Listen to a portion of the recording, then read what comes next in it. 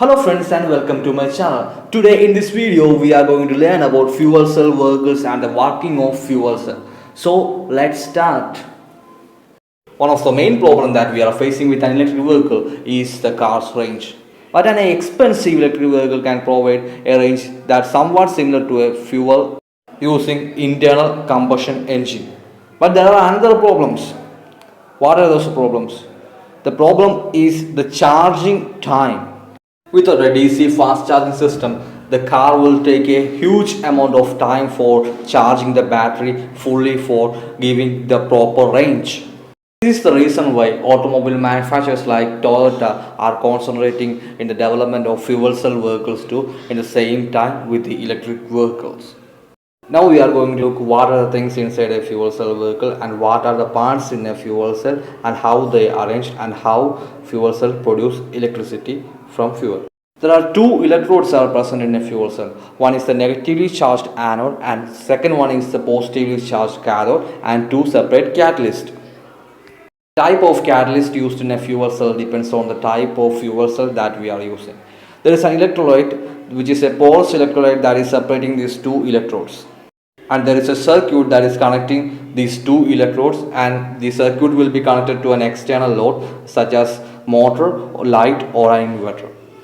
The electrolyte in the form of liquid or gel separates the two catalysts of these two electrodes, and the stacking of this fuel cell forms the enough amount of energy that is required for propelling a vehicle. The fuel is stored in a tank just like the fuel used here is hydrogen, and the electrolyte membrane separates the two electrodes, and the oxygen will be supplied to the positively charged cathode and the hydrogen will be supplied to the negatively charged anode.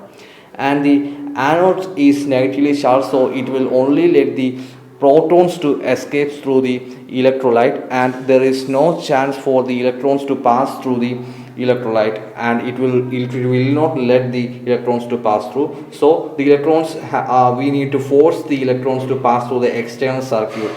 So this flow of electrons will lead to an electricity in the external load. So we can use these electricities to rotate a motor in the car, and the cathode side the electron will combine with the proton and the external oxygen to produce the byproduct called H2O, which is water. So water is the only byproduct.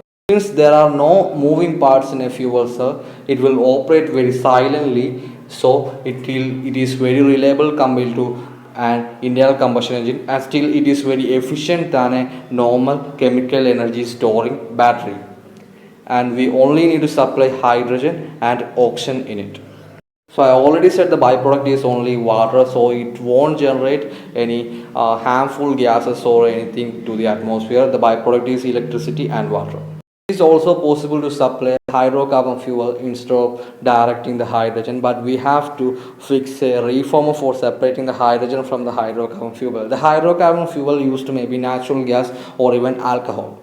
A normal fuel cell vehicle, just like the Toyota Mirai, will be equipped with a battery as well as fuel cell system.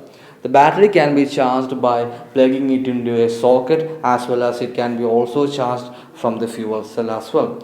The fuel cell will be used to generate electricity by the chemical reaction between the fuel, which is hydrogen, and the oxidizer, which is oxygen.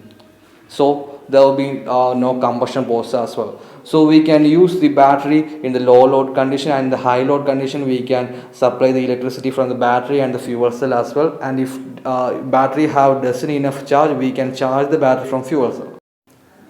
So the fuel cell can be used for charging the battery as well as to propel the vehicle, and which means the electricity from the fuel cell can be fed to the electric motor, as well as it can be fed to the battery in the battery low charged mode. And we can use the combined electricity from the battery as well as fuel cell for propelling the vehicle in high load condition. And in the low load condition we can just drive the vehicle as a normal electric vehicles by taking the electricity only from the battery. So if we doesn't have that much charge in the battery, we can also propel the vehicle by using the fuel and the fuel cell tank. So the problem of range and charging time is vanished in a fuel cell vehicle compared to electric vehicle. I hope you now know how the fuel cell vehicle works, and if you like the video, like it and share it, and don't forget to subscribe to my channel. and hit the bell icon to get notified at the time when I make a new upload. So thank you for watching and see you in the next video. Have a nice day.